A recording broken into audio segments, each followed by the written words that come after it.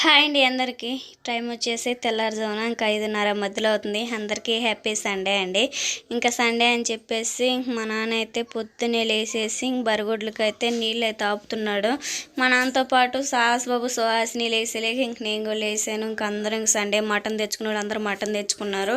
Time వచ్చేసి 9:30 మధ్యలో అవుతుంటే నేనైతే బయటకు వస్తూ వెయిట్ చేసుకున్నాను. మా నాన్న మటన్ తెచ్చాడు కదా, మటన్ అయితే శుభ్రం క్లీన్ చేసేసిన తర్వాత కారం సాల్ట్ మొత్తం అన్నీ వేసేసుకొని కొత్తిమీర వేసేసుకొని మ్యాగ్నేట్ చేసుకొని పక్కన పెట్టేసుకున్నాను. ఆ విధంగా అన్నీ వేసుకొని మ్యాగ్నేట్ చేసుకున్న తర్వాత ఆయిల్ అయితే పోసేసుకొని ఉల్లిపాయ పచ్చిమిర్చి అల్లం వెల్లుల్లి పేస్టు అన్నీ వేసేసుకొని పచ్చివాసన వరకు బాగా ఫ్రై చేసేసుకోవాలి.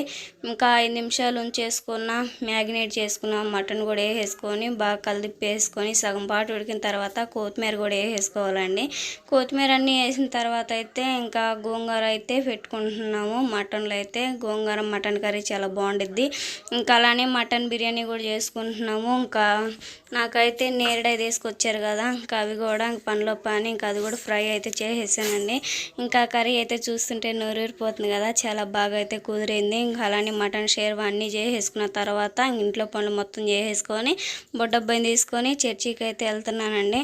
ఇంకా చర్చికి వెళ్ళొచ్చాం. కంత ఆరాధన మొత్తం అయితే బాగా జరిగిందండి. ఇంకా బొడ్డబ్బాయి పుట్టిన తర్వాత ఫస్ట్ టైం చర్చికి అయితే వెళ్ళాను కదా, మా బొడ్డోడు అయితే చాలా క్యూట్గా ఉన్నాడని చెప్పి చాలామంది కామెంట్ చేస్తున్నారు. ఈ వీడియో నచ్చితే ప్లీజ్ లైక్ అండ్ సబ్స్క్రైబ్.